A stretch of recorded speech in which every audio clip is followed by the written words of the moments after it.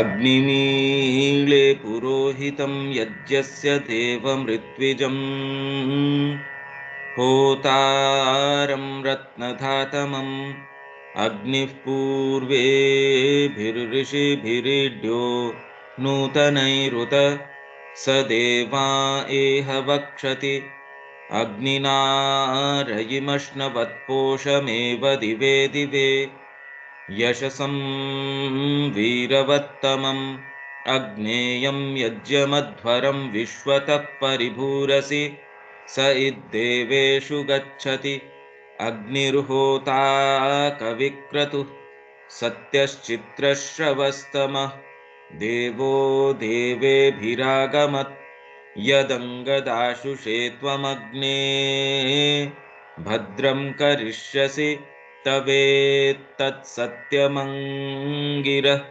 उपत्वाग्ने दिवे दिवे दोषावस्तर्धिया वयं नमो भरन्त एमसि राजन्तमध्वराणां गोपामृतस्य दीदिविं वर्धमानं स्वेदमे स नः पितेव सूनवेग्ने सुपायनो भव स च स्वानस्वस्तये।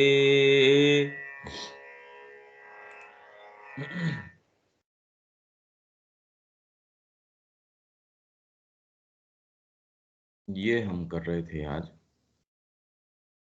पेज 319। इसके ऊपर मानव मन में विज्ञान तत्व की क्रिया। अच्छा, इसके संबंध में आप कुछ कहना चाहते हैं क्या? कोई भी रेवलेशन है, इंस्पिरेशन है, इंट्यूशन है, डिस्क्रिमिनेशन है। ये 4 तरीके की शक्तियां हैं। कोई, जैसे अपन ने बात करी थी कि कोई कुछ कहना चाहे इसके संबंध में, तो रविकांत जी, विवेक, इसका थोड़ा हम स्वरूप देख लेते हैं कि किस तरीके का है ये।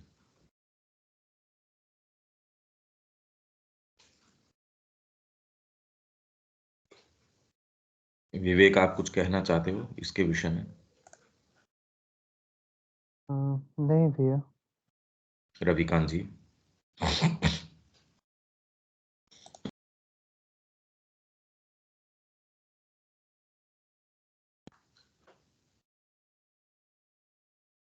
दीपक? नहीं, ये बार पढ़ लेते हैं फिर करते हैं बात। ठीक। विज्ञान सच्चा विचार तत्व, आइडिएशन, जिसे रितम, सत्य या वेद, वेदों में निहित नहीं, ज्ञान। कुछ नहीं करना है। ठीक। वेदों में निहित ज्ञान कहा जाता है। वह मानव मन में 4 पृथक पृथक क्रियाओं द्वारा कार्य करता है। मानव मन में जिसे रितम, सत्य या वेद, तो वेद शब्द उसको या वेद संज्ञा क्यों दी गई है? इसके कारण, क्योंकि रितम, सत्य या वेद, वेदों में निहित ज्ञान, ज्ञान जो है, इसलिए उनका नाम है वेद। 4 पृथक क्रियाओं के द्वारा कार्य करता है ये मानव मन में। अंतः प्रकाशन, रेवलेशन, जिसे दृष्टि कहा जाता है। अंतः प्रेरणा, इंस्पिरेशन, को श्रुति की संज्ञा दी जाती है। और विवेक की 2 शक्तियां, जिनमें से एक है स्मृति, जो कि अंतर्भास, इंट्यूशन है, जिसे केतु कहा जाता है। और दूसरी है विभेदन क्षमता, डिस्क्रिमिनेशन, जिसे दक्ष, विभेदन या विवेक कहा जाता है। तो जैसे वो कह रहे हैं, बिन सत्संग विवेक न होई, ये डिस्क्रिमिनेशन। यूं तो पशु भी जानता है कि कौन सा फल खाना है, कौन सा नहीं खाना है, कहाँ पानी अच्छा, पीना है। पेज नंबर कौन सा है?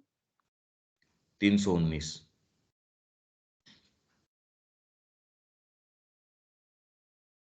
दृष्टि के द्वारा हम स्वयं सत्य को बिल्कुल सामने देखते हैं। ये इसका स्वरूप है। कैसे कार्य करती है? हम स्वयं सत्य को बिल्कुल सामने देखते हैं, उसके अपने रूप, स्वभाव या आत्म स्वरूप में, कि जैसा उसका स्वरूप है उसको हूबहू हम सामने मूर्तिमान देखते हैं। श्रुति के द्वारा हम नाम, ध्वनि या शब्द सुनते हैं, जिसके द्वारा सत्य व्यक्त किया जाता है और तुरंत ही ज्ञान को उसका संकेत कर दिया जाता है। श्रुति के अंदर हम नाम, ध्वनि या शब्द, तो क्या नाम के अंदर शब्द नहीं होता या ध्वनि में शब्द नहीं होता, या वो एक ही चीज को कह रहे हैं? नाम, ध्वनि या शब्द सुनते हैं जिसके द्वारा सत्य व्यक्त किया जाता है और तुरंत ही ज्ञान को उसका संकेत कर दिया जाता है। केतु के द्वारा हम पर्दे के पीछे प्रस्तुत एक सत्य की पहचान करते हैं, चाहे वह सत्य परिणाम का हो या प्रक्रिया का। केतु हमने क्या है? अंतर्भास, जिसे केतु कहा जाता है। तो केतु के द्वारा हम पर्दे के पीछे प्रस्तुत एक सत्य की पहचान करते हैं, चाहे वह सत्य परिणाम का हो या प्रक्रिया का। जैसा कि न्यूटन ने सेब के गिरने के पीछे छिपे गुरुत्वाकर्षण के नियम की खोज की थी। विवेक के द्वारा हम विभिन्न सत्यों के बीच अंतर करते हैं और उन्हें उनके सही स्थान, क्रम और एक दूसरे के संबंध में रखने में सक्षम होते हैं। या यदि सत्य और त्रुटि को घुला मिला प्रस्तुत किया जाता है तो सत्य को असत्य से अलग कर पाते हैं। जात वेद, अग्नि को वेदों के अंदर जात वेद, वेद में विविची कहा गया है, जिसके पास विवेक है। आप में प्रचंड विल पावर है पर वो विवेक से संपन्न है कि उसको राइट डायरेक्शन के अंदर आप नियुक्त करते हो, जो सत्य को असत्य से अलग करता है। परंतु ये केवल चौथी मनोगत शक्ति की एक विशेष क्रिया है और इसके व्यापक कार्य क्षेत्र में यह दक्ष है। ये जो जातवेद या ये जो विवेक वाली बात है, इसका जो व्यापक कार्य क्षेत्र है यह दक्ष है, जो सत्य को उसके बहुरूप पहलुओं में विभाजित और समुचित रूप से वितरित करता है। चार शक्तियों का समूह वेद या दिव्य ज्ञान है। जब मनुष्य सीमित और त्रुटि से प्रताड़ित मानसिक सिद्धांत से बाहर निकल रहा होता है, हम जहां से शुरू करते हैं वो हम मिथ्यात्व की, वो सेंट्रल नोशन ऑफ वेद हमने पढ़ा था। कोई भी व्यक्ति, मतलब कोई भी व्यक्ति, हाँ, वो उसकी अवस्था द्विज की कब आती है, उसके जीवन के कालखंड में कब आती है, वो एक अलग बात है, पर जन्म से तो लगभग सारे ही शूद्र पैदा होते हैं। तो इसलिए जन्म ना जायते शूद्र, संस्कारात् द्विज उच्यते। संस्कार, उसके अंदर कोई चीज है वो जागृत हुई है। तो जब मनुष्य सीमित और त्रुटि से प्रताड़ित मानसिक सिद्धांत से बाहर निकल रहा होता है, शुरुआत यहीं से करते हैं सारे के सारे। हाँ, उसकी डिग्री के अंदर, उसकी अवस्था में, उन सारों में अंतर होता है। तब उसके लिए सबसे उपयोगी, सबसे अपरिहार्य शक्ति होती है दक्ष या विवेक। तो आपका कितना भी विकसित मन हो, आप जबरदस्त बिजनेस टाइकून हो, या फिर आप कोई कोई नए नए अभियान करने वाले हो, या जिसको आप जीवन में सफलता का मानक कहते हैं, उसके बिल्कुल चरम पे हो, पर ये विवेक हो ये कोई जरूरी नहीं है। आप उतने के उतने मिथ्यात्व में हो सकते हो। ये विवेक फिर बाद में वहां से व्यक्ति शुरू करता है। ये क्रम से रख रहे हैं इनको। हालांकि ये नहीं है कि आपको रेवलेशन होने के बाद में अगर आप मार्ग पे आगे चलते हो तो इसकी आवश्यकता नहीं रहती, या उससे नीचे वाले की, या ये ऊपर है ये नीचे है। इनकी अपनी अपनी क्रिया है और आपको रेवलेशन होने के बाद भी ये आप इनको डिस्पेंस विथ कर सकते हो, ये नहीं। मन के स्तर पर आने पर विज्ञान की शक्ति दृष्टि अवलोकन बन गई है। जो विज्ञान की शक्ति, जो दृष्टि है, वो अवलोकन बन गई। आप जो ऑब्जर्व करते हो चीजों को, श्रुति कल्पना के रूप में प्रकट होती है। इमेजिन करते हैं, जबकि अपने वास्तविक स्वरूप में वो वैसी नहीं है। माइंड के ऊपर इसके जो रिफ्लेक्शंस हैं, अंतर्भास बुद्धि संपन्न बोध के रूप में। बोध है आपको, न्यूज तो आप भी देख रहे हो, वो दूसरा भी वहीं उस चैनल को 3 जने 4 जने 10 जने एक साथ एक ही कमरे में बैठ के साथ साथ उस न्यूज को देख रहे हैं। आपको उसके अंदर से कोई एक बुद्धि संपन्न बोध वो निकल के आता है। ये कल्पना नहीं है, कल्पना हो सकती है, या वो दृष्टि नहीं है, दृष्टि हो सकती है, पर उसमें से कौन सी चीज निकल के आती है? आप पर्टिकुलर एक चीज के बारे में, ये घटना सुनी है आपने, पर आप उस फील्ड के अंदर बड़े पगे हुए हैं, तो आप तुरंत अरे नहीं है ऐसा, या फिर इसमें ऐसे। एस्ट्रोलॉजर है, वो देख के कैलकुलेशन तो सारी कंप्यूटराइज्ड है, सही आप देख लेंगे। किसी की कुंडली के कैलकुलेशंस जो हैं वो तो आप बिल्कुल सही सही, वो तो कंप्यूटर से 4 एस्ट्रोलॉजर से चारों को दे दो। अब उसके ऊपर से क्या बनाते हैं? अब ये कोई रेवलेशन नहीं है, उसमें आपकी इंट्यूटिव फैकल्टी की आवश्यकता है, श्रुति की भी कोई आवश्यकता नहीं है उसके अंदर। वो हो तो एक बड़ी बात है, पर उस पर्टिकुलर फील्ड के अंदर या उस पर्टिकुलर उस काम के अंदर तो अंतर्भास है, उसका मुद्दा बड़ा एक सीमित तरीके का है। जैसे कोंद हो गई आपके, तो तुरंत के अंदर दिखा देगा। पर्टिकुलर कोई चीज है, उसके बारे में आपको बता देगा, और जीवन को यूं करो वो डिटेल्स वो नहीं देता, या निरंतरता नहीं है इसकी, इनके अंदर अलग अलग इनकी है। हाँ, इंस्पिरेशन आपको आती है तो वो लंबे समय रह सकती है, उसका स्वरूप बिल्कुल अलग तरीके का है। आप कहते हो इंस्पायर्ड स्पीच, इंट्यूटिव स्पीच कभी नहीं, इंस्पायर्ड है। और वो इंस्पिरेशन बहुत लंबे समय तक रह सकता है। जितनी भी हमारी कलाकृतियां हैं भारत की, सारी ऐसी ही ध्यानात्मक अवस्था के अंदर बनाई गई है, और जितना उसको समय लगा, व्यक्ति उतने समय ध्यानात्मक अवस्था में रहा। यदि वो उससे बाहर आता है क्षण भर के लिए भी, वो दोबारा उसको नहीं संपन्न कर पाएगा, वो मूर्ति तो वहीं की वहीं रह जाएगी। वो जो चीज हो रही है, वो जो भजन आपका चल रहा है, अब वो कोई इंट्यूशन थोड़ी है, वो आपको कोई इंस्पिरेशन आया, ये ऐसे माँ का काम मेरे को करना है, और वो आपको ड्राइव करता है। दृष्टि अलग चीज है। अब वो दृष्टि आप कैसे ये जानोगे पहचानोगे, मेरे जीवन में ये वाली चीज तो दृष्टि हो सकती है, ये वाली श्रुति हो सकती है, ये अंतर्भास हो सकता है। दृष्टि को आप इस तरीके से पहचान सकते हो, कोई एक ऐसी चीज आपके सामने रिवील हो गई, भले उसको बुद्धि स्वीकार नहीं करती हो कि मां ही एकमात्र वरेण्य है, इंद्रियों से आपने कुछ नहीं देखा, वो अंदर से कोई ऐसी बात आई, कोई एक ऐसे सत्य का साक्षात्कार हुआ, ये उस इंस्पिरेशन नहीं है। ये तो मार्ग आपको बिल्कुल स्पष्ट कि गंतव्य पता चल गया आपको, आपने साधना उसके माध्यम से अपना ली। अब उसके अंदर जब डिटेल्स की बात करते हो कि अब मैं क्या करूं, मार्ग तो आपने अपना लिया, पर अब इसके अंदर जो डिटेल्स भरी जाएंगी मार्ग की, ये वाली बस लूं या ये वाली लूं, तो उसमें इंट्यूशन आ जाएगी, अंतर्भास कहेगी ये या ये। आपको लगातार चयन करना पड़ता है इसके अंदर, दो चीजों के बीच में चयन कैसे करोगे?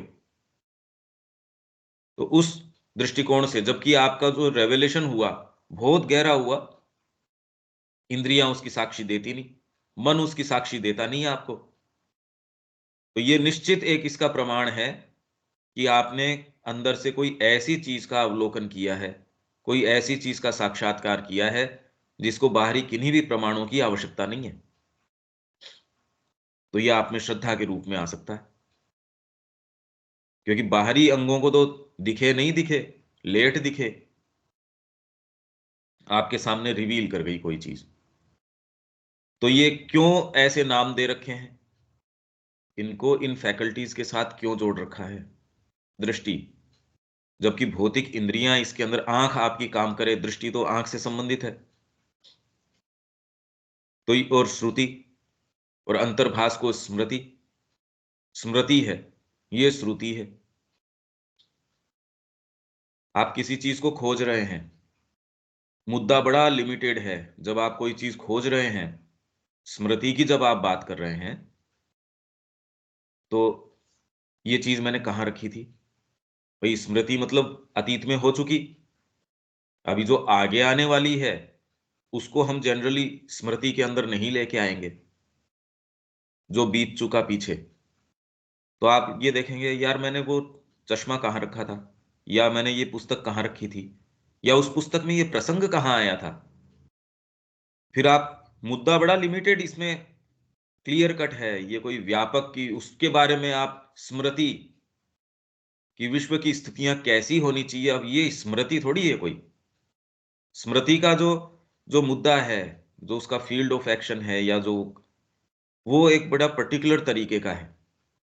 तो जब आप मनुस्मृति, अब मनुश्रुति थोड़ी है वो कोई, उसका मुद्दा जो है बड़ा क्लियर कट डिटेल्ड है। तब आप ध्यान कर रहे हो उसका, कि सोच रहे हो मैंने कहाँ रखी ये चीज, लास्ट समय यहाँ थी, हाँ यहाँ तो थी, उसके बाद यहाँ, हाँ हाँ अब मेरे को ध्यान आ रहा है, इसमें हो सकता है कुछ। तो एक कोंद कोई आती है, अरे वहां है वो वहां है, वो चीज वहां है। उसकी बजाय श्रुति, कोई व्यक्ति वहां खड़ा है और आपको गाइड कर रहा है टेलीफोन के ऊपर, यार वो जगह कहाँ है बताओ। क्या ठीक है, मैं कहता हूँ वैसे वैसे बताते जाओ, कहाँ हो इस समय, मेरे सामने ये गली है या ये बोर्ड है, अच्छा एक काम करो आप इधर करो। तो आप खुद की स्मृति से चल रहे हो, उसकी बजाय ये गाइडेंस यदि आपको मिलती है, ये ज्यादा सेल्फ श्योर है। तो श्रुति, इसलिए आपको श्रवण के साथ जोड़ दिया गया इसको। इनफैक्ट यदि आप डीप मोमेंट्स में होते हैं, कहीं न कहीं ये प्रक्रिया को कहीं न आप कुछ कुछ महसूस कर सकते हैं कि ये देखो ऐसे आप भजन गा रहे हैं डीपली, वो कोई इंट्यूशन है, ये कोई जरूरी नहीं है। इंट्यूशन तो कोई एक पर्टिकुलर मुद्दे के बारे में है कि ये करूं या ये करूं। पर आप इंस्पायर्ड हो, अरे यार ये क्या है, बड़ी आपके अंदर कोई चीज के प्रति इंस्पिरेशन है। मेरे को तो ये हुआ, मैं वहां गया, अंदर से ये महसूस हुआ कि ये क्या है, इंस्पायर्ड हो गया मैं उस व्यक्ति से, और इंस्पायर होके मैंने ये काम कर दिए जो मैं जानता हूं मैं अपनी वास्तविक क्षमता के ऊपर तो कर ही नहीं सकता था। ये आप स्पष्टतः देख सकते हैं। थोड़ा सा डेवलप्ड व्यक्ति है, वो जान सकता है कि भाई मेरी रेगुलर या कॉमन क्षमता तो ये है, ये तो माँ की ही कृपा से उन्हीं की क्रिया हो रही है, कहने को नहीं, आप एक्चुअल में महसूस करते हैं। आप तो अपनी मानसिक कैपेबिलिटी जानते ही हैं, आप अपने अंगों की जो भी कैपेबिलिटीज हैं, क्षमताएं, वो जानते हैं। आपके माध्यम से वो जो करवा रही हैं, यदि ऐसा सौभाग्य है तो आप ये देख पाते हैं भाई ये तो है, ये किसी और ही चीज ने करवाया है। ये आपको आपका जीवन इस तरीके का यदि इस मार्ग में हो, और यदि चैलेंजेस आपके सामने हैं और गंभीर आपको निर्णय लेने हैं, कौन सी शक्तियां हैं जो आपको आपको हेल्प करेंगी, क्योंकि भौतिक इंद्रियां तो हेल्प करेगी नहीं इसके अंदर। आप आंखों से देखेंगे, कानों से सुनेंगे, सारी चीज है। आप ये जानते हो कि आप ये काम गिवन द चॉइस आप पर्सनली कभी नहीं करेंगे, उस व्यक्ति से कभी भी नहीं मिलना चाहेंगे, आप उस स्थान पे कभी नहीं जाना चाहेंगे, वो भोजन नहीं करना चाहेंगे, वो कार्य नहीं करना चाहेंगे, वो आपके टेम्परामेंट में है नहीं, आपको वो अच्छा लगता नहीं। और फिर भी आपको ऐसी चीज में नियुक्त किया जा रहा है, आप कह रहे हैं बड़ी विचित्र बात है ये तो, मैं ऐसी चीज कह रहा हूं, ऐसी, हाँ पर इसके अंदर दोनों चीजें हैं, नीचे की चीज घुसी आती है व्यक्ति के, और वो उसके आधार के ऊपर जो नहीं कहना चाहिए वो भी कह जाता है। उसकी बात नहीं चल रही। जब ये हायर पावर्स इंटरवीन करती हैं, और आप स्पष्टतः देख सकते हैं, बिल्कुल साफ साफ देख सकते हैं कि ये चीज मेरी क्षमता से तो नहीं हो सकती थी, तो ये अगर करी है, ये तो माँ ही करवा सकती है, या आपके कोई हायर या डीपर ये कोई चीज आई है उसने करवाई है, मेरा क्या हस्तक्षेप है इसके अंदर। ये पावर्स आपके अंदर काम कर सकती है। और रेवलेशन, इसको तो आपने बता रहे हो, सपोज फोन पे बता रहे हो, या आपको आप सीधे सीधे इंडिकेशन, ऐसे चल ऐसे चल, एक जना तो खाली अपनी स्मृति के आधार के ऊपर बेचारा खुद कोशिश कर रहा है, एक इसको जो कोई वहां है वो बता रहा है उसका वर्णन, वो कितना सटीक होगा। आप सपोज यहाँ इस रूम में, अब आपकी स्मृति के आधार पे आप सोचें कि उस साइड में कौन सी पुस्तक पड़ी थी, कितना ध्यान आ पाएगा स्मृति के आधार पे। वहीं कोई एक व्यक्ति यहाँ है और आपको डिक्टेट कर रहा है, देखो इसके अंदर यहाँ ये है, यहाँ ये है, यहाँ ये है, आपको बेटर पिक्चर दे पाएगा। और तीसरा है दृष्टि, आप स्वयं वहां आके आपने देख ली सारी की सारी चीज, ये वो शक्ति है। इसमें भौतिक आंख साथ में है या आपकी मानसिक आंख आपके साथ में है, बौद्धिक आंख, कोई जरूरी नहीं है इनमें से कोई सी भी हो। अंदर से कोई एक ऐसी चीज आती है, वो कह रहे बिल्कुल ये जीवन ही नहीं, आगे आने वाले जितने भी जीवन है वो यदि मैं माँ को पूरी तरीके से दे दूं तो भी मैं इनका रीपेमेंट नहीं कर सकता। किस तरीके से आती है ये चीज, और कोई चीज इंस्पायर करना एक अलग चीज है। आप समय विशेष के लिए आपके पास ये चीज आती है इंस्पिरेशन, जैसे चर्चिल की स्पीच है। युद्ध के समय श्री अरविंद पहले ही दिन बता देते थे कि भी ये बात वो बोलने वाला है। ये तो बाद में इवनिंग टॉक्स में इनके अंदर है ना, कि भाई ये इस तरीके की है, दूसरे दिन हू बहू वही शब्द। इनफैक्ट वो बोल रहा है कि मैं ये महसूस कर रहा हूं कि हमारे साथ कोई शक्ति है जो हमारे साथ तब तक बनी रहेगी जब तक हम अपने आप को राइट कॉज के पक्ष में खड़ा रखेंगे। अब वही आदमी वही चीज, जब वो इंस्पिरेशन चली गई एकदम निस्तेज, बस वो ही कलम, वो ही जो भी आपने जिस माध्यम से अभिव्यक्ति करी, आप तो वैसे के वैसे ही बैठे हो। तब आपने इतने महान अभियान भी ले लिए थे उस कालखंड के अंदर या किसी विशेष समय के अंदर, और अब आप ये कह रहे हो यार क्या बात है ये, अब तो हो ही नहीं रहा। ये सारी शक्तियां हैं जो आपको सत्य का साक्षात्कार करवाती हैं, और इनका बहुत एकदम स्पष्ट स्वरूप है, एक को दूसरी से मिक्स नहीं किया जा सकता। पर यदि हाँ, आप अगर इसमें इन्हीं फील्ड्स के अंदर हो तो आप क्लियर आप बता सकते हो, देखो ये है। इनकी क्रिया आपस में संबद्ध भी हो सकती है, ये नहीं कि इनका कोई बैर है, ये आप में अंतर्भास आ गया तो अब आपको डिस्क्रिमिनेशन नहीं आएगा। और डिस्क्रिमिनेशन व्यक्ति तुरंत सामने देख ही लेता है। भाई आप ये देखिए कि श्री अरविंद ने किस तरीके से सारी चीज को, तब उन्होंने सीधे सीधे ये देख लिया कि जो तीन शक्तियां हैं, ये जो फ्रेंच रेवोल्यूशन लेके आई, इसके लिए इंट्यूशन की जरूरत नहीं है, तो आपको सीधे सीधे आप में डिस्क्रिमिनेशन, कि आप यदि खाली इसके पीछे स्वतंत्रता के पीछे जाते हो तो इसके परिणाम क्या होंगे। और इसके अंदर जो फ्रीडम है और फ्रेटर्निटी है और लिबर्टी, ये इक्वेलिटी, समानता, समानता किस आधार पे, तो यदि समानता के ऊपर और फ्रीडम के ऊपर, इन्हीं के ऊपर अगर ट्रायंगल को कोशिश करोगे, कभी सही नहीं। फ्रेटर्निटी है इसका बेस। अब ये कहां से आ गई ये बात, और मनुष्य जाति तब से प्रयास कर रही है। श्री अरविंद कह रहे हैं न तो तब इसके लिए तैयार थी, 1700 और कितने के अंदर ये हुई थी, और न आज ही इसको समझने के लिए तैयार है। अब इसके लिए दृष्टि है सच की नहीं, हाँ घुले मिले काम कर सकते हैं, या बिल्कुल स्पष्ट तरीके से उन्होंने कह दिया कि जो तुम्हारे भीतर है, no machinery can rescue thee from the law of thy being.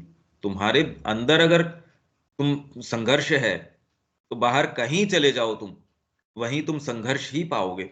तुम्हारी जैसी चेतना होगी वैसे ही जगत का रसास्वादन तुम कर सकोगे। तो इनकी कितनी स्पष्ट बात है ये, किस आधार के ऊपर। कितने कितने लोग हैं वो बड़े समझदार हैं होने तो, पर ये विवेक न हो, ये प्रश्न नहीं आता यार मैं कर क्या रहा हूं जीवन का, आखिर मूल मुद्दा क्या है जीवन का। आप बहुत सफल हो सकते हो, आप जो भी कुछ हो सकते हो, पर विवेक आके तुरंत आपको सामने से ये कहता है ये क्या हुआ। तो कोरोना के समय, जिस समय अपन ने ये लेख लिखा कोरोना के ऊपर पहली बार, उस समय तो कोई तैयार ही नहीं था, अपने ही लोग उसको समझने के लिए तैयार नहीं थे। जो अपने से संपर्क में थे वो कहे यार कितनी इम्प्रैक्टिकल बात कर रहे हैं, ऐसे कोई है क्या। और जबकि सीधे सीधे ये तो विवेक से ये नजर आ रहा था इसके अंदर, ये बात ये है। ऐसे ही जीवन के जो मुद्दे हैं, मैं इसको कौन से को कहां रखूं, अलग अलग स्तर के सत्य हैं, उनको कैसे रखूं मैं यथा स्थान। माँ बाप की सेवा करनी चाहिए, बिल्कुल सही बात है, पर सारे रिलेटिव धर्म हैं ये। इसीलिए ये सारे जो ग्रेडेड धर्मास थे पहले, अब व्यक्ति तो बेचारा चयन कर नहीं सकता, अगर उसको अपने आप के ऊपर छोड़ दिया जाए हमेशा ही चयन, माँ कहती है कि 10 में से 9 बार आप गलत ही चयन करोगे, क्योंकि सबकॉन्शियस आपको उसी के लिए, आपके चयन किस आधार पे होते हैं। देखो आप, कि लगभग या तो आप अपनी सुविधा के आधार पे, अगर आप सात्विक नहीं हो तो मन और इसके प्राण और शरीर, इन दो के तरीके से आप सोचोगे, निर्णय इन्हीं के आधार पे यदि करोगे तो वो सही कैसे जाएंगे। पर यदि सात्विकता के माइंड के आधार पे भी सोचते हो, उचित अनुचित भी सोचते हो, तो भी आप एक सर्टेन आपके नोशंस हैं, उसके धारणाएं हैं। हाँ, कम से कम आप उन दोनों से बच रहे हो, तमस से बच रहे हो और रजस से बच रहे हो। पर सत्व आपको कोई लिबरेट थोड़ी कर देगा। तो हमारे जितने भी निर्णय हैं, यदि अंतरात्मा से नहीं आ रहे तो कौन है जो वहां से लेके आ रहा है। तो विवेक हमारा जो होता है वो बेचारा वहीं अटका रहता है, हमको लगता है विवेक कर रहे हैं हम। तो ये कुछ शक्तियां हैं, इनका जो सच्चा स्वरूप है, डेफिनेटली हम इसके विषय में चर्चा करना चाहेंगे, पर कुछ कुछ ये इस तरीके से है।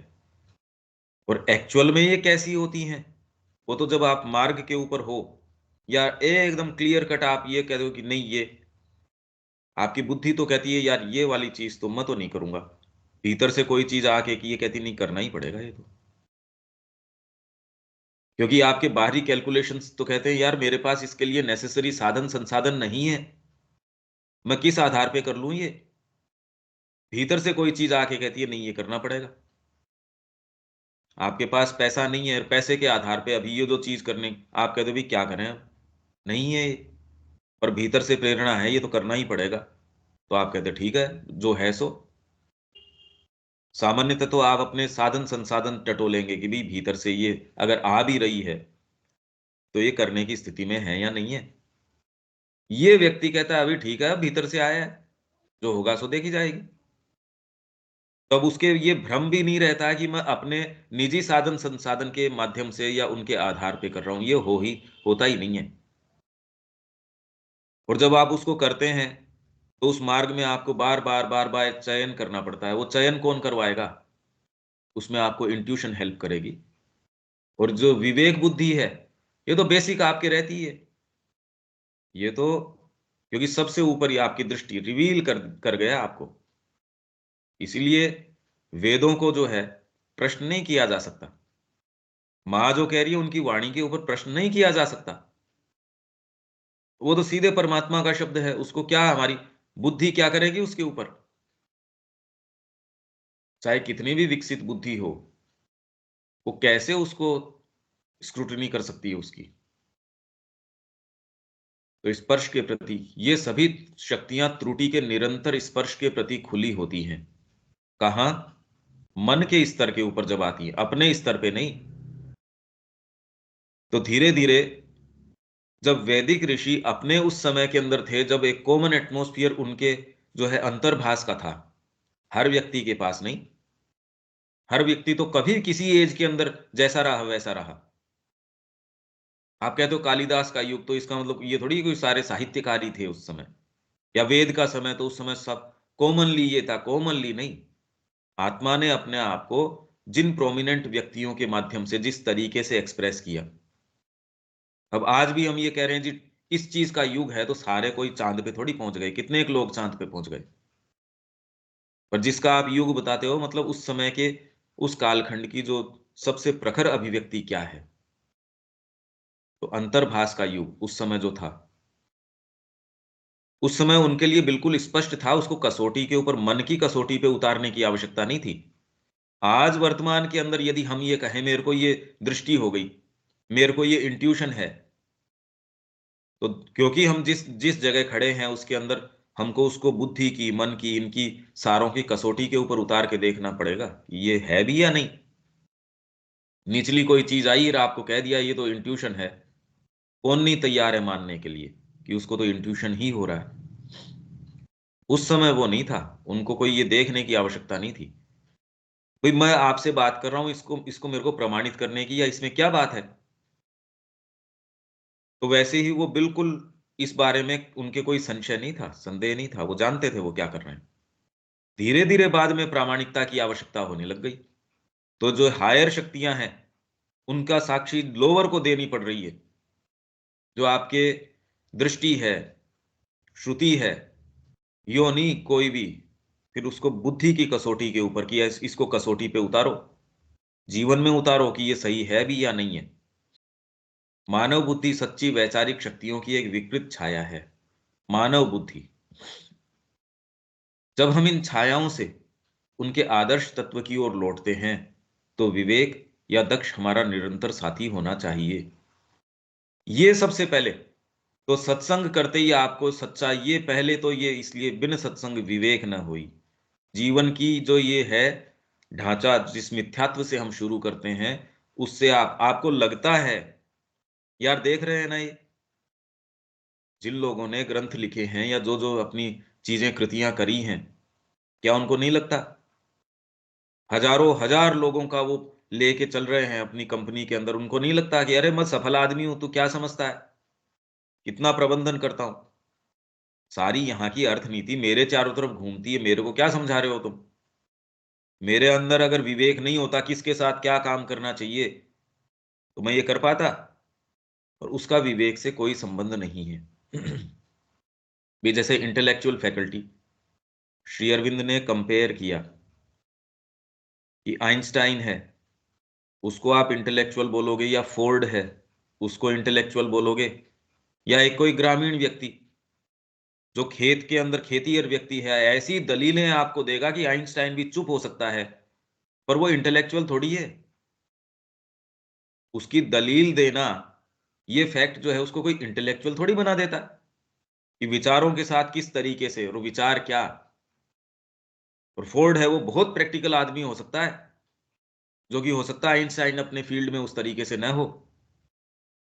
तो किसको कहें हम?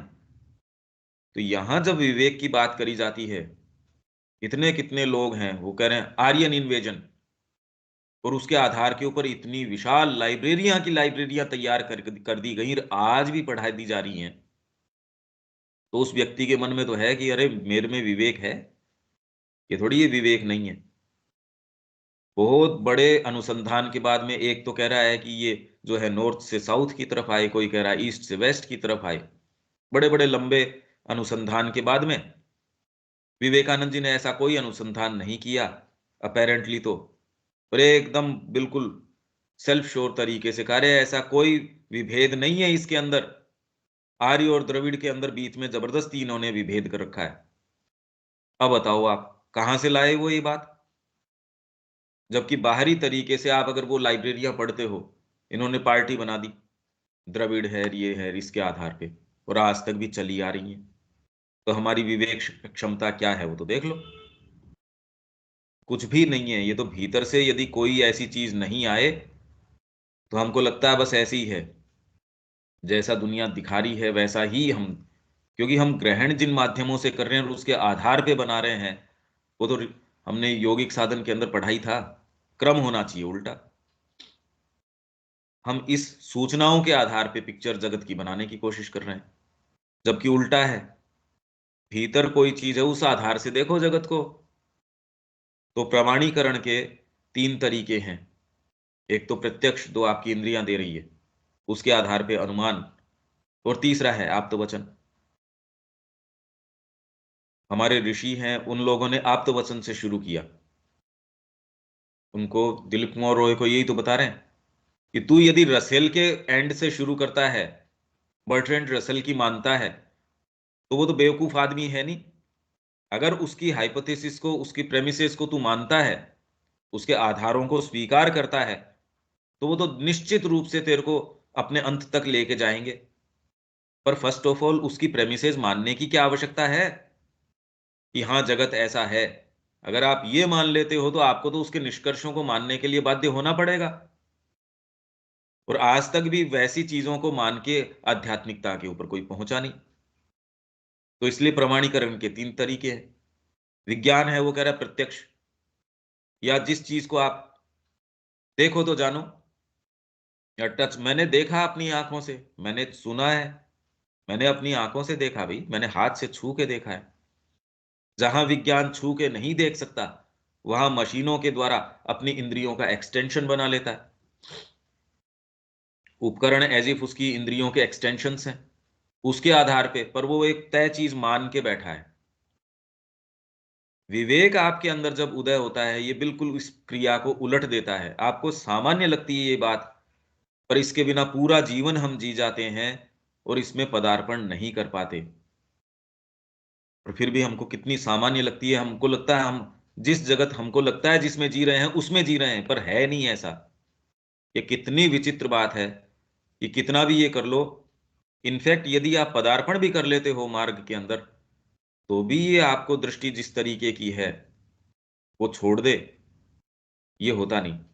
इसलिए वो सिंथेसिस के अंदर कहते हैं कि पहली चीज है वो आपके जो सेंट्रल फेथ है उसको डिसोल्व करना, जो केवल बाहरी चीजों के अंदर ही लिप्त रहता है, बाहरी तरीके से ही जगत को देखता है, सोचता है, आपकी एग्जिस्टेंस को वैसे ही देखता है।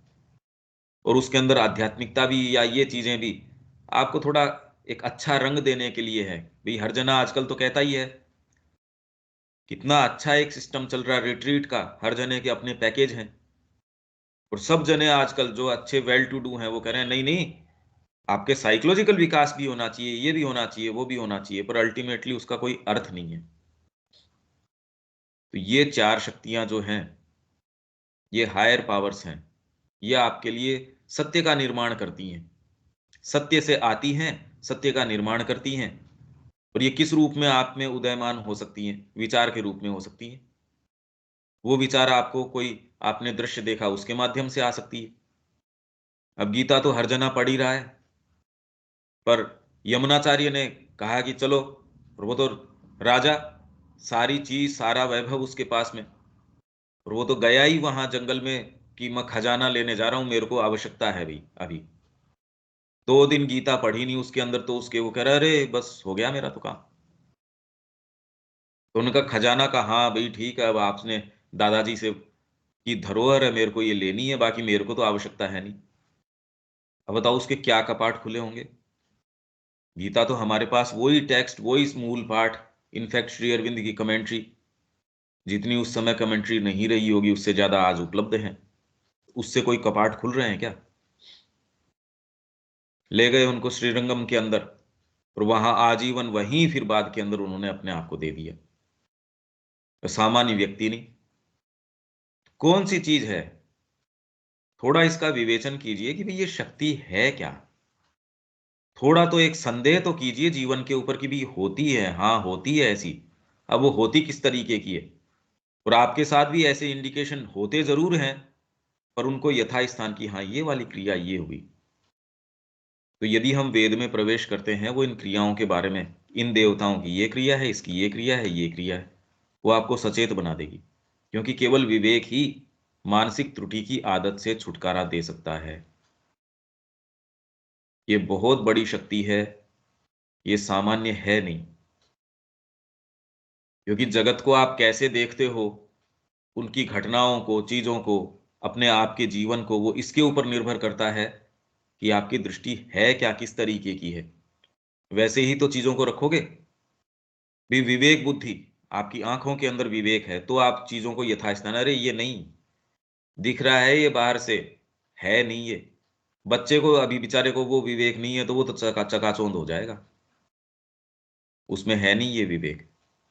तो जब आप में विवेक आ जाता है, आप व्यक्ति को यथास्थान, जिसको जितनी कीमत देनी चाहिए वो, अभी उल्टा है, जिसको नहीं देनी चाहिए उसको तो सारी कीमत दे रखी है, अपने बाहरी सत्ता को, शरीर को, अपने प्राण को, या ज्यादा से ज्यादा मन तक तो पहुंचते ही नहीं।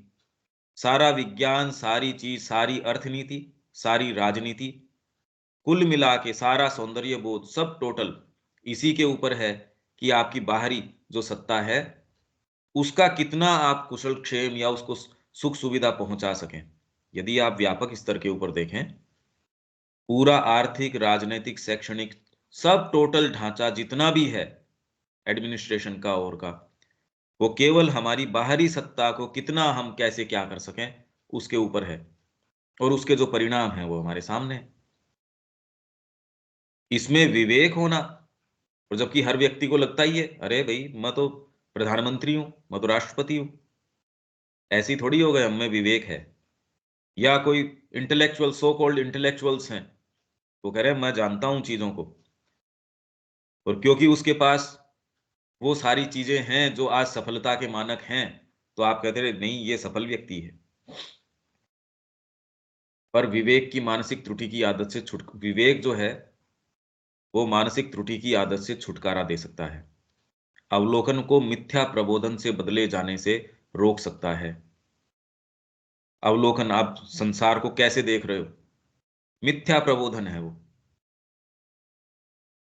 उससे अवलोकन को विवेक से बदल देता है। आप अवलोकन किस तरीके से, जगत को तो आप देख ही रहे हो, एक बच्चा भी देख रहा है, वो क्या देख रहा है, उसको आप इसमें सब्स्टिट्यूट कर देते हो इसकी बजाय विवेक। अब आप संसार को जैसे देखोगे, व्यक्तियों के साथ आपका जो व्यवहार होगा, चीजों को, रिसोर्सेज को लेके आप उसका जो व्यवस्थापन करेंगे, जैसे माँ को कहा माँ ये खराब कर रहे हैं यहाँ, जो इंद्रसेन जी के लिए उनकी शिकायत गई कि अरे ये क्या कर रहे हैं ये, एक बार गई, दो बार गई, तीन बार, फिर माँ ने कहा कि अगर वो दो चार आश्रम खराब करके भी सीख जाता है तो मेरे लिए सस्ता है, मेरे को कोई फर्क नहीं पड़ता। चेतना की जो कीमत है, माँ को बार बार ये शिकायत कि माँ यहाँ धन का अपव्यय हो रहा है, यहाँ वेस्ट हो रहा है। माँ कह रही है हाँ गलत बात है, पर ये कोई आके मेरे से ये नहीं कहता कि चेतना का कितना अपव्यय हो रहा है। आपको जब माँ ने मार्ग दिखा दिया, उसके बावजूद जीवन के अंदर और कोई दूसरी चीज करना, उसमें आपकी शक्ति है, आपकी चेतना है, उसका तो, क्योंकि धन के माध्यम से आप चेतना अर्जित नहीं कर सकते। ये बिल्कुल अलग अलग स्तर की चीजें हैं, कि इतना ये हो तो ये आपको थोड़ा सा ये मिल जाएगा, ऐसा नहीं हो सकता। कितना भी धन हो वो आपको एक क्षण चेतना का नहीं दे सकता। तो इसलिए माँ ने कहा कोई आके ये मेरे से चिंता व्यक्त नहीं करता कि चेतना का इतना जो है अपव्यय हो रहा है। ये चीज बड़ी विचित्र है।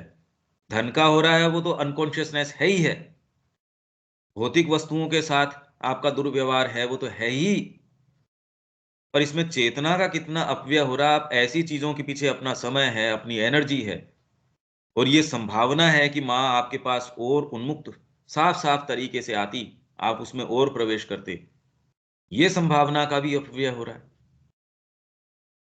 ये यदि गंभीर हमको नहीं लग रहा, तो देखो हम, भाई इस दृष्टिकोण से विवेक बुद्धि आके ये चीज को कर देती है, यार ये क्या कर रहे हैं, ये कोई, हाँ इंट्यूशन इसके अंदर मिली हो सकती है, इसमें कोई भीतर की कोई चीज हो सकती है, सारी चीज घुली मिली हो सकती हैं, पर हाँ इनकी अपनी बड़ी क्लियर कट प्रक्रियाएं होती है। जैसे मैंने आपको दृष्टि का बताया, आप समझते हैं, जानते हैं कि ये जो सत्य है, भले आपने माँ का कोई आंखों से दर्शन न किया हो, पर भाई इसके सामने और कोई दूसरी चीज टिक नहीं सकती, आप जानते हैं ये, कि और कोई दूसरी चीज मेरे को जीवन में वरेण्य नहीं है। तो आप माँ से मिले हैं, अगर हाँ बाहरी इंद्रियों से कहे तो नहीं, और अगर भीतर से कहो तो 24 घंटे हाँ। अब दूसरा कहे इसका क्या प्रमाणीकरण है, श्री अरविंद के पत्रों में ऐसे बहुत पत्र हैं। एक जना कहता है मेरे को इसका प्रमाण दो, भाई मैंने आधे घंटे है ग्रीव के साथ बात करी। श्री अरविंद का भाई मैं कैसे प्रमाण दे सकता हूं इसका, तूने आधे घंटे है ग्रीव के साथ बात करी, अब बताओ मेरे पास क्या आधार है इसका। पर इसका उनके पास आधार नहीं है का मतलब ये हेल्यूसिनेशन हो गया, ये भी नहीं है। तो श्री अरविंद ऐसे बहुत पत्र हैं जहां इस तरीके की प्रॉब्लम से डील कर रहे हैं। कल्पना को मिथ्या प्रेरणा से, बुद्धि को मिथ्या अंतर्भास से, निर्णय और तर्क को मिथ्या विवेक से बदल जाने से रोक सकता है। और हमारे मन में ये ही चीजें रिफ्लेक्ट करती है, हम कहते हैं मेरे को तो इंट्यूशन आई, मेरे को इंस्पिरेशन है माँ की, मन में ये इस तरीके से रिफ्लेक्ट करती हैं। जब तक अंतरात्मा नहीं आती तब तक तो इसीलिए साधना के अंदर वो कह रहे हैं कि चैत्य ही एकमात्र सेफ्टी है, अदरवाइज कोई सेफ्टी नहीं है। क्योंकि बुद्धि के अंदर आपको ये इस तरीके से आ जाती हैं, ये जो आपकी दृष्टि है वो मिथ्या प्रबोधन के रूप में आ जाएगी, तो आपको बदलने से रोकना पड़ेगा। मिथ्या प्रेरणा आ जाएगी, मिथ्या अंतर्भास आ जाएगा। निर्णय और तर्क को मिथ्या विवेक से बदले जाने से रोक सकता है। मन के अनृतम, रितम सत्य, अनृतम असत्य से निकलकर आदर्श शक्ति के रितम तक जाने के मानव विकास का पहला संकेत है एक आलोकित सच्चे विवेक की बढ़ती हुई क्रिया। श्री अरविंद का जितना ही हम आस्वादन करते हैं, ये चीज निश्चित ही देर सवेर यदि आप इसके को निष्ठा पूर्वक करते हैं तो आप में सच्ची विवेक दृष्टि जो है वो स्थापित कर ही देगी। और यदि आप इनके प्रति और भीतर ही भीतर प्रवेश करते हैं, आप इनको पुकारते हैं, आप हर समय माँ को पुकार लेते हैं, श्री अरविंद की प्रेजेंस को पुकारते हैं, आप देख सकते हैं कि कैसे वो ऐसी भी चीजें करती हैं जो आप स्पष्ट तरीके से देख सकते हो कि वो आपके रिसोर्सेज के आधार पे तो नहीं हो सकती थी। या आप उसको परिणामों से परख सकते हैं, अरे इसके परिणाम बड़े शुभ आए, बाकी इस व्यक्ति के साथ, या ये मेरा मित्र है, भाई है, इसके साथ या इसके साथ मैं व्यवहार करता हूं, हम तो हमेशा झगड़ के ही उठते हैं। माँ को मैंने बुलाया तो जो ये निर्णय हुआ इसके अंदर बड़ा, अभी तुरंत में तो समझ में नहीं आया, पर बाद में आप देखते हो अरे ये तो बहुत माँ ने बिल्कुल सही किया, ये उस कंडीशन के अंदर ये ही बेस्ट हो सकता था। आप यदि थोड़े सिंसियर हैं तो ये चीजें आप देख सकते हैं, आप अपने साथ होती देख सकते हैं। तो बढ़ती हुई क्रिया आप में आरंभ हो जाएगी। ये रितम तक जाने के मानव विकास का पहला संकेत है आलोकित सच्चे विवेक की बढ़ती हुई क्रिया। ये धीरे धीरे, अगर ये क्रिया नहीं हो रही, और होगी कैसे, आप परिप्रेक्ष्य में, व्यापक परिप्रेक्ष्य में जगत के अंदर क्या चीजें चल रही हैं, आपके अपने जीवन में क्या चल रही हैं, उनको मां श्री अरविंद की लाइट में रखना शुरू कर दोगे। भाई मेरा जीवन अपने आप के लिए नहीं है, मेरी जो भी शक्ति सामर्थ्य है वो अपने आप के लिए नहीं है, ये माँ के लिए है। मेरे को जो भी प्रश्नों के उत्तर देने हैं वो उत्तर ये होना चाहिए, मैं ये काम क्यों कर रहा हूं, माँ के लिए कर रहा हूं बस। और इसमें आंखें न चुराए, जो उत्तर दें उसको हम स्पष्ट तरीके से, हम में से कौन है जो इसके अंदर वास्तव में कोई चीज, क्योंकि माँ कहती है कि सेल्फ रिगार्डिंग ईगो है वो धीरे से अपने आप को छिपा लेता है, इसको मत छेड़ो। साधना के अंदर आप ऐसे स्थानों को धीरे धीरे ट्रेस करते हो और उसको रूट से वहां से उखाड़ते हो, बहुत दर्द देती है, कहते ब्लीडिंग रूट्स। सावित्री में एक एक्सप्रेशन आता है, उसको वहां से डिजायर को आपने उखाड़ के निकाला, खून आता है साथ में उसके, आप महसूस कर सकते हो। आप उसको संजो के रखना चाहते हो अपनी उस एक आदत को, अरे यार इसको मत छेड़ो चाहे कितनी भी सूक्ष्म हो। वो कह रहा है नहीं हटाओ इसको, ये व्यक्ति मेरे को देखा नहीं सुहाता, आपके गुरु कहते जा वो अब तेरा मेंटर होगा, वो तेरा गाइड होगा। आप कहते ये क्या हुआ, अब आप श्रद्धा पूर्वक चले तो जाते हो, और आप बिल्कुल ईमानदारी से, भाई ये तो कोई भी डिसेंट व्यक्ति है वो अपने आप को सबड्यू करेगा, कहते नहीं मेरे को मानना ही है। ये तो कॉमन, आप जो जो आपकी जॉब्स हैं उसके अंदर ही आपकी किसी से नहीं पटती होगी, पर वो आपका सीनियर होके आ गया, आप चुपचाप ठीक है अब जो है सो, पर सहर्ष नहीं, उसके अंदर कोई आनंद नहीं आ रहा। आप ये कह रहे ये क्या, ये तो ये मैंने ये क्या कर रहा हूं साधना के अंदर, इसमें तो मेरे को स्पष्ट माँ की क्रिया नजर आनी चाहिए। सोचो कितना मुश्किल है ये, क्योंकि सारा संघर्ष बाहरी नहीं है, ये तो आंतरिक है। तो सच्चा विवेक जो है उसकी क्रिया बढ़ती जाएगी जीवन के अंदर। अब वो कैसे बढ़ेगी भाई, आपका जो वर्तमान ढांचा है जहां भी आप हैं, आंतरिक और बाह्य अवस्था के अंदर, अब ये कैसे इसकी क्रिया आएगी, और इसकी कसौटी क्या है, ये बढ़ी है या नहीं है। भाई एक कसौटी तो सीधे सीधे हम की, क्या ये हमको स्पष्ट तरीके से हाँ ये है, और इसके प्रमाण यदि आप सच्चे हैं तो आपके चेतना के अंदर प्रमाण मिलने शुरू भी हो जाएंगे। जब जहां जिस तरीके की आवश्यकता है वो माँ आपके सामने ले आएगी।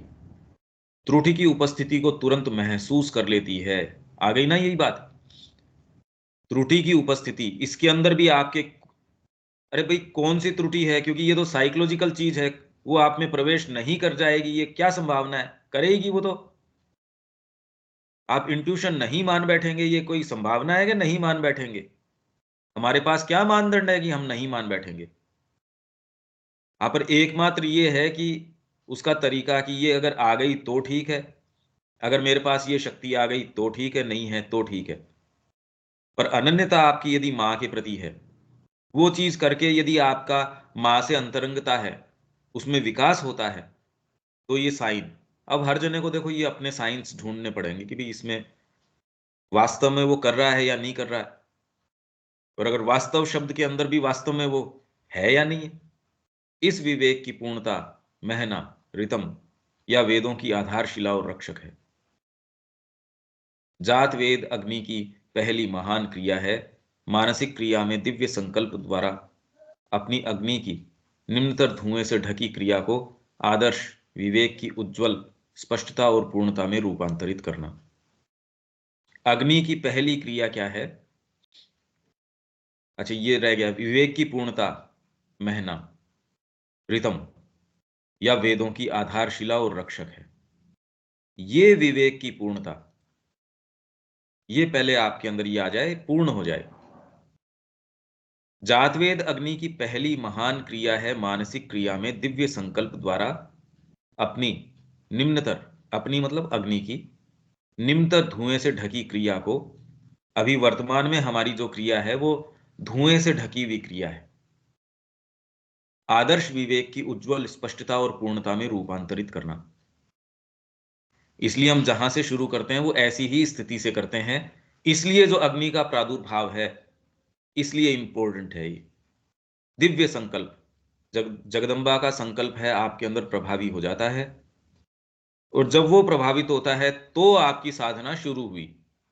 नहीं तो यूं तो अवचेतन रूप से सारों का ही योग चल रहा है, सारा जीवन ही योग है यूं तो, और हर जना ही योग कर रहा है। प्रकृति का योग है तो वो तो फिर बाद में जिस गति से प्रकृति पशु से कितना धीरे धीरे करके लेके आई, वैसी क्या आपके पास इतना समय है?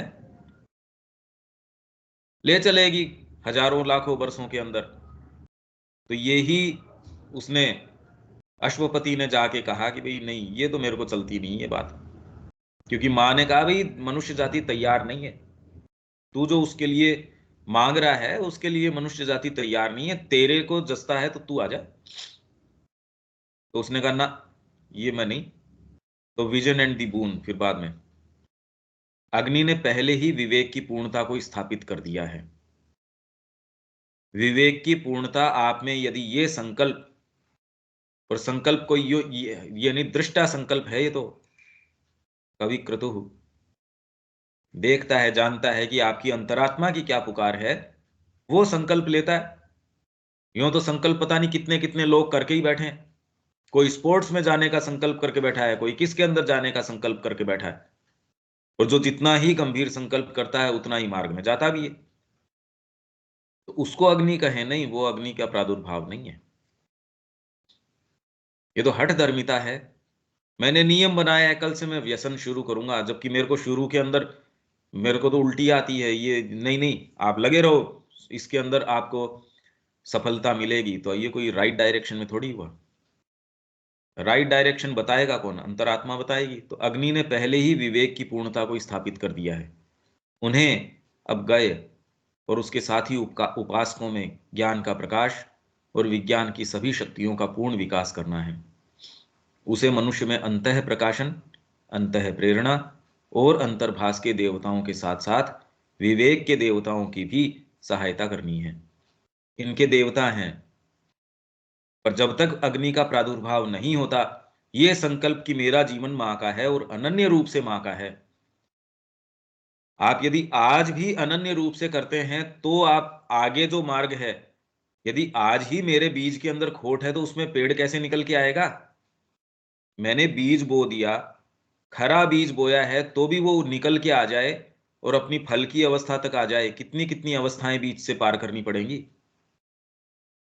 और मेरे समर्पण में ही खोट हो, मेरी बात में ही खोट हो, तो आगे की स्टेप्स तो आएंगी ही नहीं। अग्नि का प्रादुर्भाव, ये जो संकल्प कि भीतर से नहीं, ये ही चीज करने की है जीवन में, तब वो आपको ये चीज लाएगी।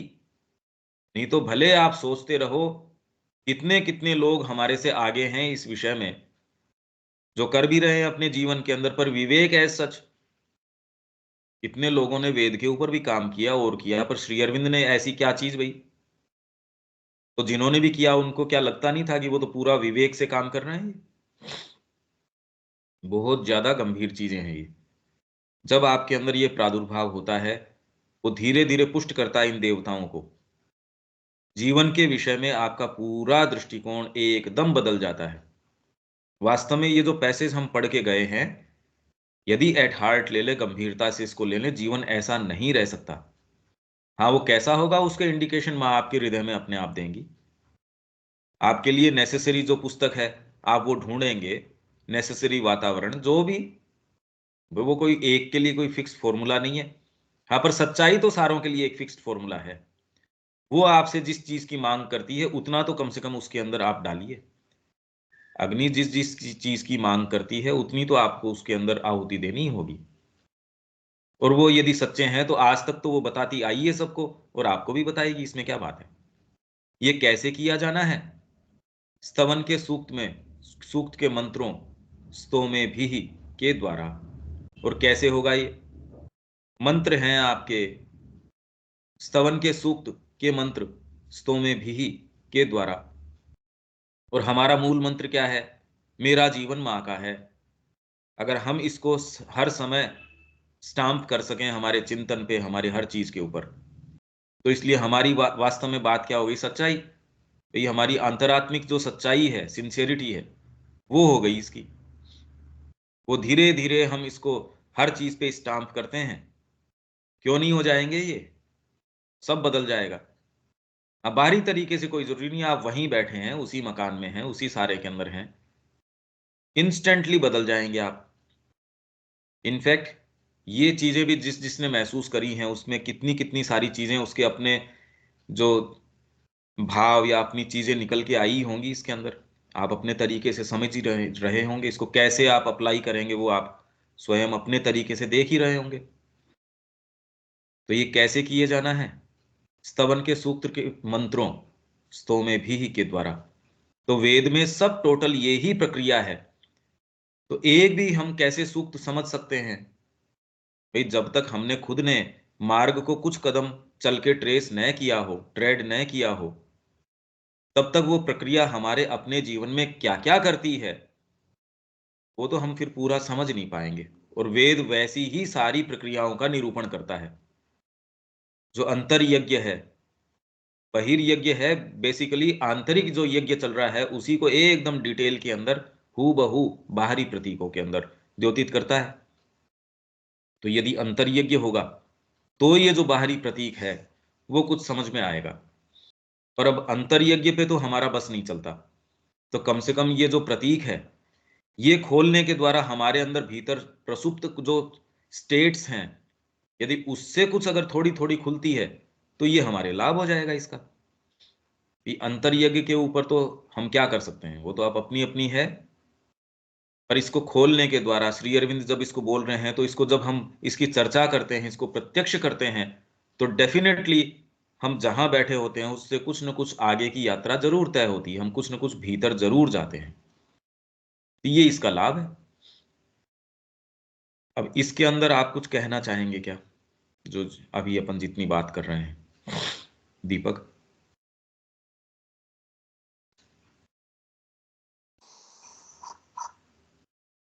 कुछ एक्स्ट्रा नहीं, काफी क्लियर है सारी चीजें इसमें। इन चारों का अपन यथा समय और थोड़ा सा क्लियर इसको करना चाहेंगे जब प्रसंग आएगा इसका, क्योंकि बार बार आएगा। तो इसमें वेद के अंदर जो अपनी वैदिक युग है उसमें साइकोलॉजिकल एनालिसिस है एक, जो सबसे इंपॉर्टेंट जो चैप्टर है, उसकी अपन ने बुकलेट भी अलग से छापी थी एक, उसी एक पर्टिकुलर चैप्टर की। उसमें कुछ कुछ पोर्शन, क्योंकि वो बुकलेट तो वो तो बहुत टर्स हो जाएगी, उसमें कुछ पोर्शंस पढ़ना चाहेंगे क्योंकि बहुत बड़ा चैप्टर है वो। मेरे ख्याल से अकेला चैप्टर ही वो 100 या कितने पेज का होना चाहिए। पर वो डेफिनेटली हमको भीतर कोई चीज का टच जरूर देगा, क्योंकि जब हम ये पढ़ते हैं तो ऐसा कोई भी यहाँ नहीं है जो थोड़ा बहुत भी इससे रिलेट न कर पाता, और जितना ही आप रिलेट करते हैं और वो ही स्टेट्स आपकी जागृत होती हैं, एज इफ उनको टारगेट किया जा रहा है, उनसे संवाद किया जा रहा है। आपके भीतर ही कोई चीज बैठी है, वो जागृत होती है इससे, बार बार बार बार, कि आप में वो ही कल्पनाएं भैया बनना। हाँ जी, हाँ अंतर प्रकाश और अंतर्भाष, है जी, इसको एक बार और आपको अंतर प्रकाश, हाँ, अंतर रेवलेशन, प्रकाशन ये सर, और रेवलेशन, अंतर्भाष हम्म, हम्म, इंट्यूशन, इसको एक बार इंट्यूशन। और हमको क्लियर कर दीजिए। हाँ ये अब ये इस पे करेंगे, इस पे आप आज की भी ये सुनेंगे, और इसीलिए मैं विवेक को बोल रहा था कि जो बार बार अपन ने इंट्यूशन के बारे में माँ का काफी पढ़ा था, माँ का आपको ध्यान हो तो हम इसको कैसे बढ़ा सकते हैं, ये एक पूरा 2 दिन की शायद चर्चा थी ये। उसमें कैसे आता है कि आप, उसमें एक उदाहरण माँ ने दिया था कि उसको पहले से पता चल गया, वो उस लिफ्ट में जा रहा था व्यक्ति, जैसे ही उसको आया उसने कहा ना ना इसमें नहीं जाना। तो उसमें अलग अलग तरीके के हैं और उनका अलग अलग मायना है, मतलब है। वो भी यदि जैसे इंट्यूशन के संबंध में ये हमारी रिकॉर्डिंग है, तो आप थोड़ा डायरी के अंदर की आज की है जो इंट्यूशन है इसके ऊपर ये रहा, क्योंकि मेरे को खुद को भी याद रहे, ये कोई जरूरी नहीं है कि उस दिन जिस तरीके की चीज है, जिस तरीके का अपना टेक्स्ट है, तो ये यदि आप अपने इसको इंडेक्सिंग, निकाल आप लेते हैं। अपने स्तर पे थोड़ी इंडेक्सिंग करेंगे तो आपके लिए, जैसे अभी आप कह रहे भी इंट्यूशन और रेवलेशन ये आएगा बार बार, ये जब तक हमारा ये चलता है डेफिनेटली। मैंने खाली इसको एक मोटा मोटा कान में डाल के इसलिए छोड़ा कि नेक्स्ट टाइम करें तो इतना तो आपको बैकग्राउंड तैयार मिल जाए, उतने के आधार पे जब और चर्चा करें तो उस पजल में आप और टुकड़े जोड़ के कहें आप, हाँ ये और आ गए। तो बार बार बार बार बार बार ये चीजें जब जहां जो मिलती हैं, फिर जब एक्चुअल में इनकी ही चर्चा कुछ अपन ले लेंगे कि कैसे ये जीवन में होता है, हालांकि भी अपने को तो उदाहरणों के इनके ही माध्यम से, पर ये सूक्ष्म प्रक्रिया है। हम ऐसी चीज का वर्णन करने की कोशिश कर रहे हैं जो आंतरिक है, सब्जेक्टिव है, साइकोलॉजिकल है। करेंगे कोशिश, क्योंकि हम सबके जीवन में कहीं न कहीं कुछ न कुछ, कहीं ये तो सारों की प्रक्रिया तो हुई है। हाँ इतनी क्लियर कट की रेवलेशन आ गया, वो कोई जरूरी नहीं है कि वो आया हो, पर हाँ वो रिफ्लेक्ट किस तरीके से करता है, या आया हो तो वो कैसा हो सकता है। यदि हम उसके गुणधर्म की बात करें तो आप महसूस कर सकते हैं भी, अब उसका तो आपको ही महसूस करके देखना पड़ेगा कि आपके जीवन में हाँ ये वाली रेवलेशन है, ये इंट्यूशन है। तो हम इसकी, ये तो चर्चा आती ही रहेगी जब तक हम ये कर रहे हैं, ये आ जाएगा इसके विषय में। ठीक है, यहाँ विराम देते हैं। जय श्री मां। इसलिए